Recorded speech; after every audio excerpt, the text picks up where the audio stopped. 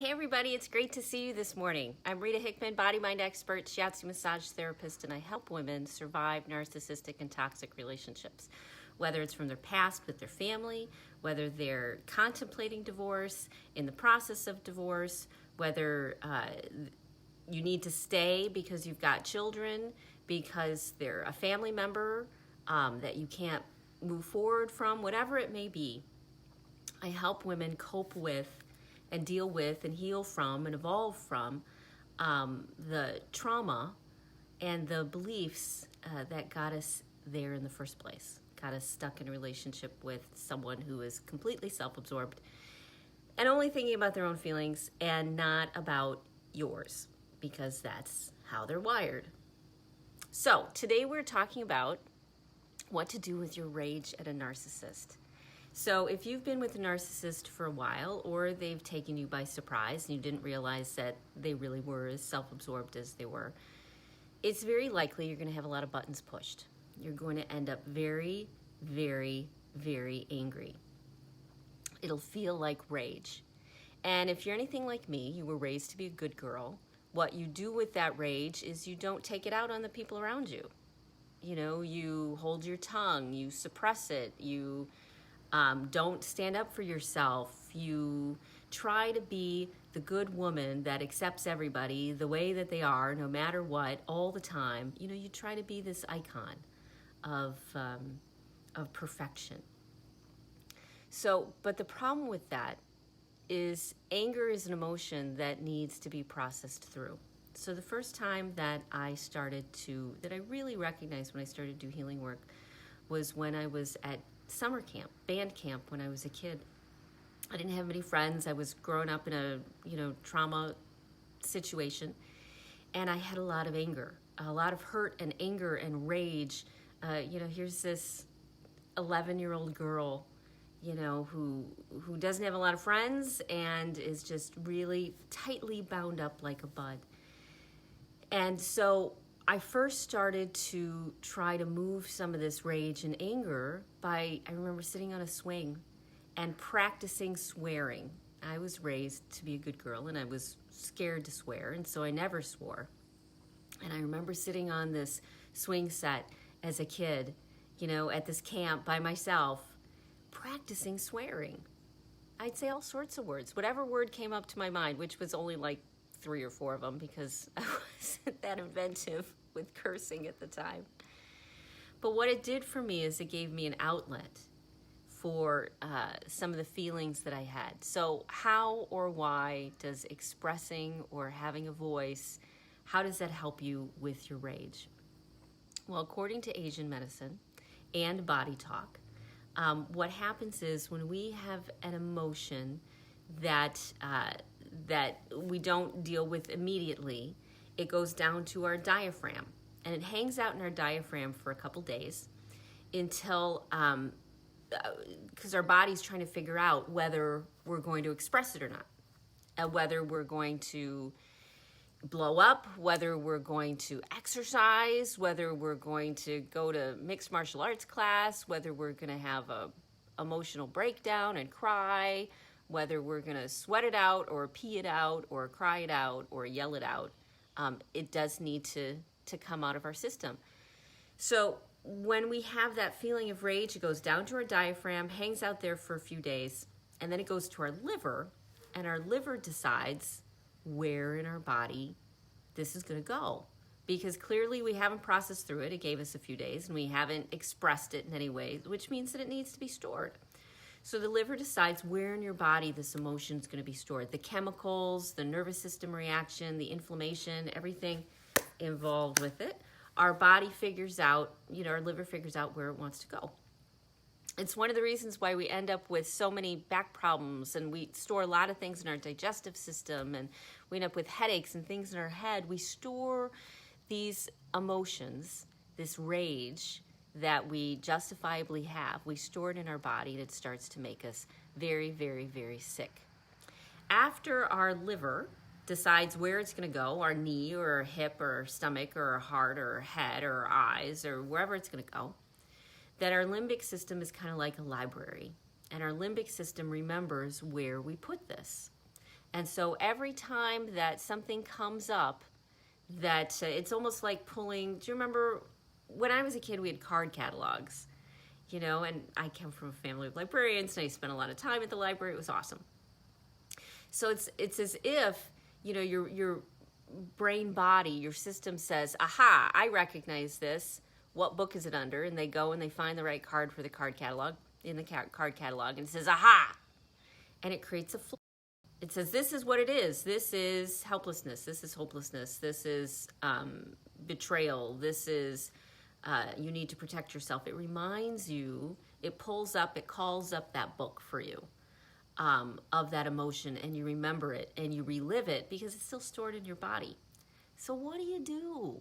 What do you do with all this anger? What do you do with all this hurt and frustration and betrayal and aggravation?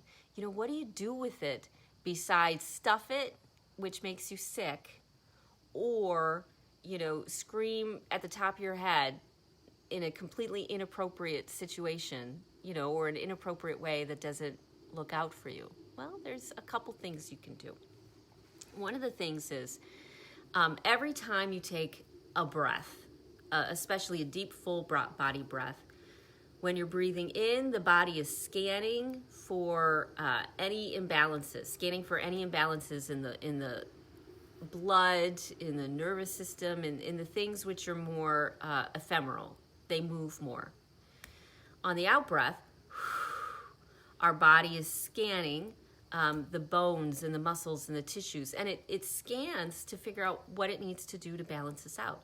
And so when you start to feel that anger, if you take 3 full body breaths, what it does is it gets you out of that fight or flight, out of your amygdala, out of the panic mode, and back into your rational mind. And that breathing, that deep breathing, helps not only bring you out of fight or flight, but also helps you detox some of those emotions. So to start with, when you're starting to feel that rage and you don't want to express it the way you have before, you can stuff it for a while, for a few days. You have a few days to find space to deal with it before it becomes something bigger or accumulates. And you can do your deep breathing, do your original scan. After you do your original scan, you'll come back, hopefully, to a more rational place, your frontal lobe, and you can deal with the emotions, the physical component of the emotions, and start detoxing them. I used to teach team building, and I taught team building to corporate. I taught team building to youth. We did climbing and high ropes courses and walls and experiences. But the most important part when you want to create change is you have an experience and then you process it through. So when you get rageful, you're having an experience, but many times there's all these feelings that you haven't processed through. It's the processing through that allows it to go through your body. It can even go through your digestive system, as long as it gets processed through and released out of your system, okay? So the processing piece is the piece that most people are missing, is the detoxing, the getting it gone and out. So you do the breathing, it gets you out of the amygdala, back into your frontal lobe, and then you can do some tapping work. So in Body Talk, which is a wonderful modality, my sister uses it, many of my friends use it, there is a balancing tapping that you do.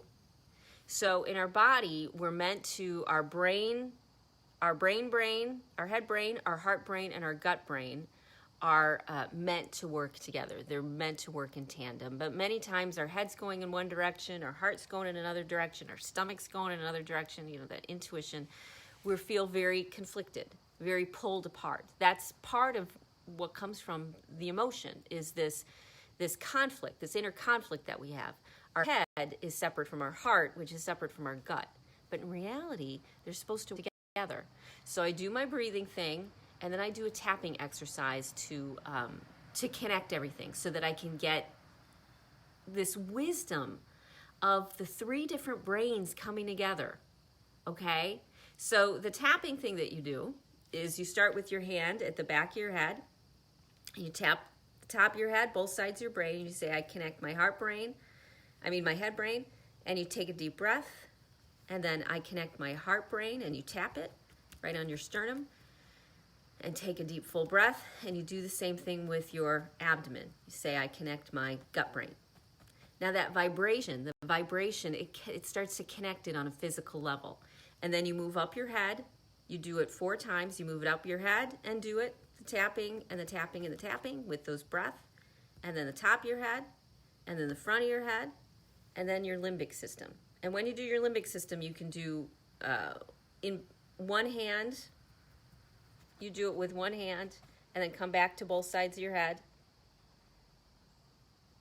And then if you want, you can do it with the other hand. And put your hand back on both sides of your head. It's the physical connection of your 3 brains so that you can get insight and understanding and wisdom to what's going on. So if you're freaking out, you need to breathe, do the tapping thing, and that will help you process it all through. It's a much better way than, yelling at your dog. Now, you're allowed to process through this anger. There's lots of different options where you can process through.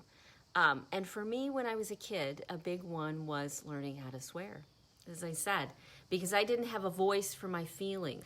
When we verbalize something, it moves it through us even more because it makes it physical. It takes us out of our head brain and it connects it to our other brains, and it makes it physical. It helps move it out with the breath that helps move it through our system. So you're allowed to say, I'm rageful. I'm angry. I hate them. This makes me mad. You're allowed to say that. And you get to decide when and where you say it. You can say it by yourself, which to me is the most helpful because it doesn't cause all sorts of drama around me. But you have to express it. You have to allow yourself to be with it. And whether it's swearing or whether it's hitting a pillow or whether it's doing a wonderful breathing exercise or whether it's doing the balancing, tapping, or whether it's going for a run or a walk, whether it's doing a sweat lodge or a steam room or a sauna, whether it's going swimming, whatever it may be, this has to move through. It has to move through you. You have to allow yourself to process the emotion and let it go.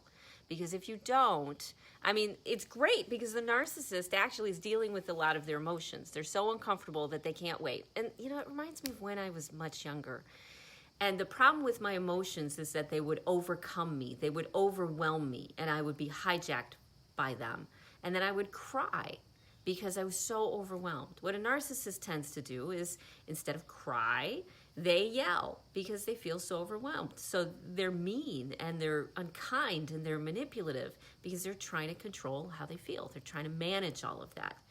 And so they actually tend to feel better because they're expressing it in inappropriate, awful ways that affect you, but they're expressing it. So they're staying healthy. They're doing what they need to do. You get to choose how you want to express it. It has to be expressed, but you get to choose how you want to express it through breath work, through the tapping, through exercise, through trance work, whatever you want to do, it has to be processed through. But when you do that, the cool thing is it takes that load off of your system. Not just the load from this time when they made you mad, but it helps detox the feelings, all the feelings and things associated with that, all the memories, all the experiences that are coming up to be felt and loved and moved through and expressed because you weren't safe enough or you didn't know how to express your stuff before. So if you're feeling rageful at a narcissist, you do need to find a way to express it, but choose how you want to express it. Don't necessarily put yourself in a bad situation where now you're going to end up in some sort of crazy drama. Choose something that's peaceful, that's loving, that's compassionate for you, but express it. Be pissed off. Be rageful. Say all those swear words. Say the things like disgusting and I'm disgusted and I'm rageful, and use the drama trigger words because it'll help move it. Reminds me of this guy who we used to watch a lot of fishing shows in my household. My husband's an avid outdoorsman, so we'd watch a lot of those fishing shows. And one of them was this man who would go around to these different countries and learn their fishing techniques. And one of the countries was, you basically take a rock and tie it to a string and then drop the rock in the water, and somehow you're supposed to get this fish to bite, on this thing. So the key was to be angry, to swear. You actually had to swear out loud. And that anger and that swearing, it changed how the lure moved. And the fish, it would work very effectively. But you had to be angry. You had to express the anger. You had to be swearing while you were doing it. That was like an important part of it. And it's true for any sort of emotion that you want to release from you too. You have to release it in a way that expresses it. Because if you don't, you're going to start feeling more crazy.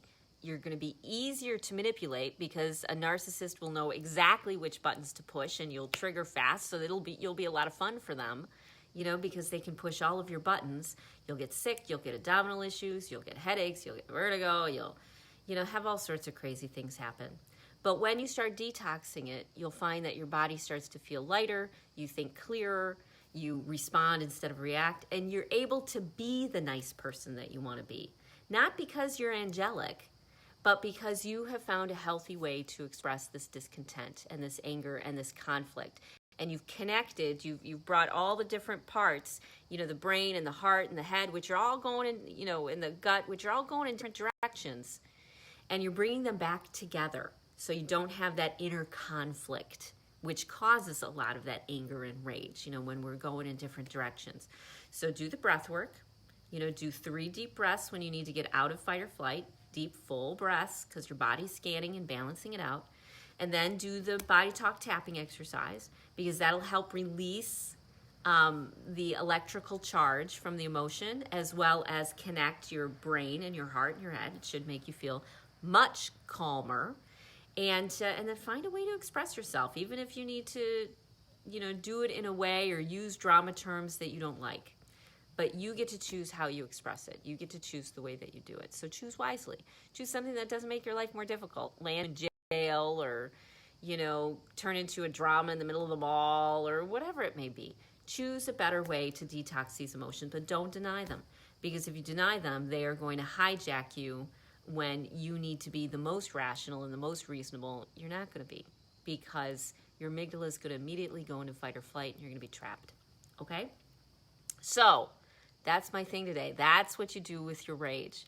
If you're feeling stuck and you need help with this, reach out. I do coaching support groups, which are private and safe. I do one-on-one coaching. We've got the public Facebook group that we do. I do the daily live streams. Message me, okay? Because we'll figure this out.